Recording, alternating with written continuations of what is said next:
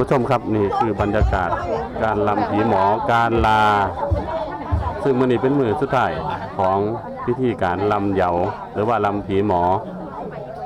ซึ่งประเพณีนี่ก็เป็นประเพณีที่สืบทอดกันมาแต่อดีตโบราณนะครับ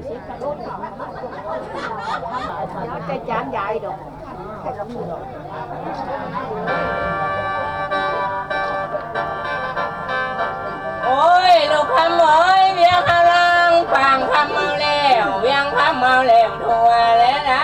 เนี่ยผ่านมาเนี่ยนี่แล้วมีที่นำตองมีของที่นำไตเทนาผ่านมาเฮ็ดตามมีพอเอาดูเฮ็ดตามผู้พอเอากล่าวและคำเอ้ยเนี่ยผ่านมาช่วยมาพ่อปานีพระโจเมธิธาตุพระวานเมธิหมอกแมงวันผู้โมทันบินกายแมงวันลายโมทันบินผ่านเลยคำเอ้ยเนี่ยผ่านมาเดือนนี้แล้วเหตุตามเรื่องของเมืองตั้งแต่เก่าเหตุตามเรื่องของเขาตั้งแต่หลังบ่ได้ปลาหีในมันมองบ่ได้ปลาข้องให้มันเก่าเสาหงเอาให้หงผ่านมาเหตุปีนี้ให้เจ้ากุมปีหน้าไปข้ากุมปีกินบ่เป็นแม่ลงป้อนนอนบ่เป็นแม่ลงกอมลูกคำเอ้ยผ่านมาแม่นี่นะแม่นี่แล้วเป็นความเมื่อยลูกไตเนี่ยคำเอ้ยผ่านมาตุ้มลูกต่อบ่ตายแขนดอกดีผ่านมาตุ้มลูกแตนบ่ตายข้างตุ้มลูกข้างหลานนี่นางคู่ถูกคนเลยคำเอ้ยผ่านมาเดือนนี้แล้วคำเอ้ยกินให้อิ่มกะทอเด้อกินให้พ่อกะทองแล้วกินให้ลูกห่างเหลือปากให้ลูกหายนายผ่านมากินอิ่มแล้วหูเมืองใจให้ลูกฟังแม่จ่าเด้อคำเด้อหูฟังขวาให้ลูกฟังแม่เว้าผ่านว่าความแม่เว้าให้เป็นตาปูนอนได้ความแม่สอนให้เป็นมอนมุนหัวเด้อผ่านว่าเฮ็ดปีนี้ให้กุมปีหน้าไปข้ากุมปีบ่ให้เว้าแก่การบ่ให้งานแก่เจ้าบ่ให้เว้าแก่อีนางเด้อพรยำให้บ่ให้ลูกใครบาเด้อพรยำหน้าบ่ให้ลูกใครป่วยให้ลูกทุกอยู่ล้วนเที่ยวอ้วนดังเท่าผ่านว่าคนมาขอนำให้เจ้าว่าบวยไหลเด้อคำเด้อมาขอไฟให้ลูกว่าไฟมอดมาขอจอดสร้างมาตารางหงห้องได้ผ่านว่าหมดตัวสั้นบ่อยมาไตห้าวหมดตัวยาวบ่อยมาไตหัวไม่ลำดัวบ่มีผู้กายเกินมาบักดำบ่อยลอดตารางเรามาบักเท่าบ่อยขึ้นหงคำได้พันจิลีดบ่ให้เขาแตกแรกบ่ให้เขาเก็บบ่ให้มีแขกมาปนบ่ให้มีคนมาซ่อนหัวดอนวางเจ้าอยู่ทางเข้าให้ลูกไทยนำหนาทางเข้าหน้าให้ลูกเพียกนำก่อทางเข้าบ้านให้เจ้าก่อหินตะหนาพันว่าเห็นหน่อยสร้างให้ก้มดูเด้อลูกเอ๋ยพันว่าเห็นหน่อยคู่ให้ก้มใจเห็นหน่อยอาบน้ำให้พายถึงใส่หัวบ่ให้ลื่นบาดพายบ่ให้ไกลบาดสร้างบาดยางจะลงโฮงเฮ็ดไปแล้วให้ลูกคืนดอกจานให้ลูกบานดอกไม้ใสงามคือเก่าบ่ให้ลาตองเขืองบ่ให้เรื่องตองหวานตองจานกลางทงแท่ได้ให้เจ้าไทยหุ่งเดือมคือวันเพ็ญที่มาคำเด้อลูกเอ้ยเมื่อบ่เดาเมื่อมาแถมแห้งบ่แดวแห้งมาซึมเด้อไปทางใต้ให้มีผู้ซอยเหือขึ้นทางเหนือมีผู้ซอยสั่งซอยมาจะนาพันมาเวียงข้างล่างและได้ปางเอาแล้วเวียงว่างเอาหงแท่ได้เฮ็ดปีนี้ให้ลูกกุมปีหน้าไปข้ากุมปีเด้อเวียงเฮากะลางปางเฮากะแล้วพักแผ่วกะหวนและได้ลูกคำเอ้ยแม่ในเจงคูนาบาดเจงคู่คนดูก็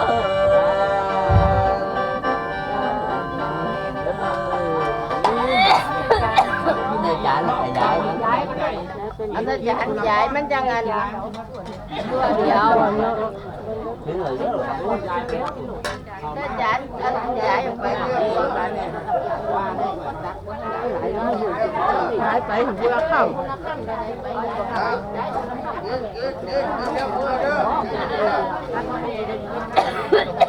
ครับนี่คือพิธีการ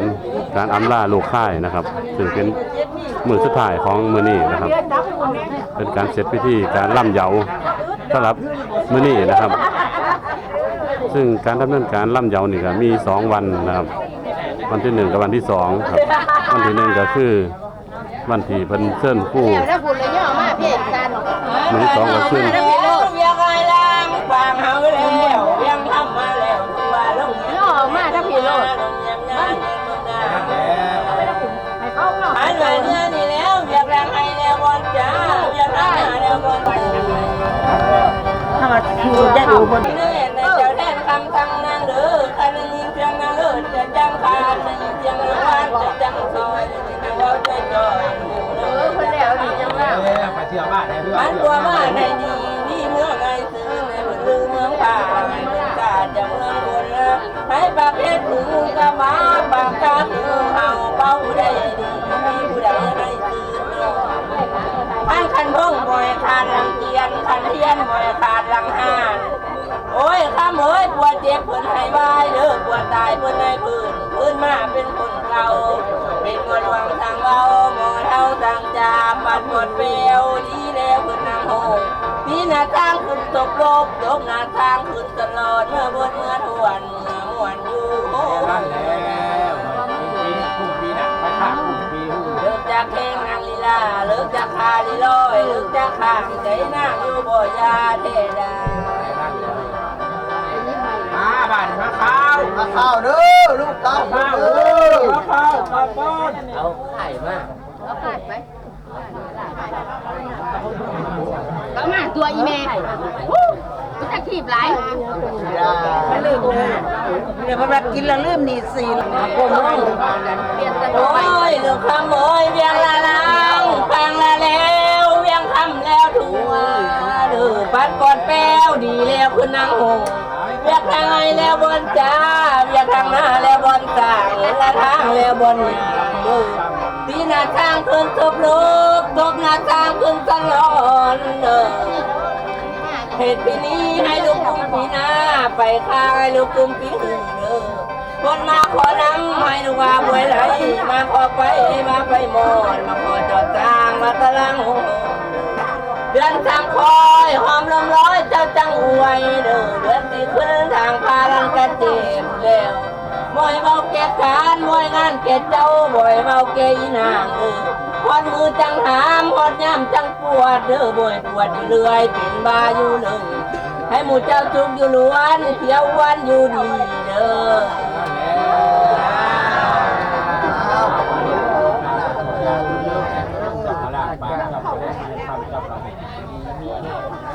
ขันเจ้าวัดสายสามอนขันใหญ่เจ้าวัดสายสาม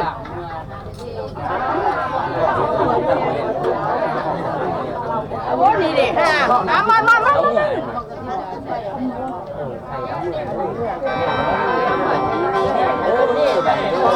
เราจะมาขาดไปทางยา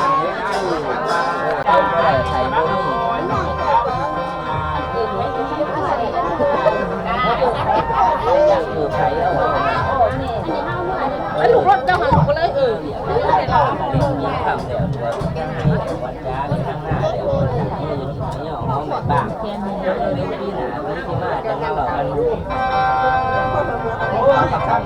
เอาผิดก็บอกไอ้มีแห้งได้ตัวเบิดอาหารมาแห้งแห้งเบิดอาหารมาตื่นแห้งมาตื่นเรื่อง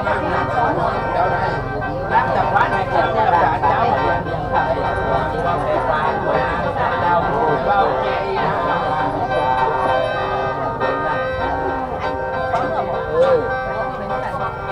แล้วบรรยากาศหูไงข้ามาสั่งล่าเมื่อหอมพร้อมหมดก่อนล่าเมื่อหอมพร้อมหวงบนนอนให้น้อยสั่งผมรู้ให้น้อยคู่กับผมขาวกับเก่าเหมือนทางไว้ทางมันออกนอกผ่ามันก็มันก็เขาหาอะไรอยู่ดีมีแห้งกับผู้ชายเดินไปนะครับเนาะยอมครอบครัวมือจากหลุดไฟทุกไฟ รับปี ทุกบ้านทุกตำบลทุกอำเภอที่เดินทางมาจากภาคไกลๆนะครับเนาะขอขอบคุณหลายๆที่น้องเด้อ ตอนนี้ก็พี่น้องเขากลับแล้วก็มีนะครับเนาะกำลังมาสิบอกว่าจะเปิดเมื่อได้พี่น้องเด้อถ้ากินเขากินปลาสักคนกินเขากินน้ำสักคนจังเมื่อจะได้กับงานเข้าเร็วแล้วสำหรับพี่น้องผู้ใดที่ฝ่ามีภารกิจด่วนนะครับเนาะฝ่าเมื่อฝ่าอย่างขอขอบคุณขอบคุณให้อยู่ดีมีแห้งเด้อพี่น้องงานเขาเสียสิ้นเลยให้อยู่ดีมีแห้งครอบเก็บได้สลายครอบไทยและสามีให้ลำลับเรื่อยๆพี่น้องที่พยาธิโลกข้าในนี้เวียนมีใจสิ่งปกปักรั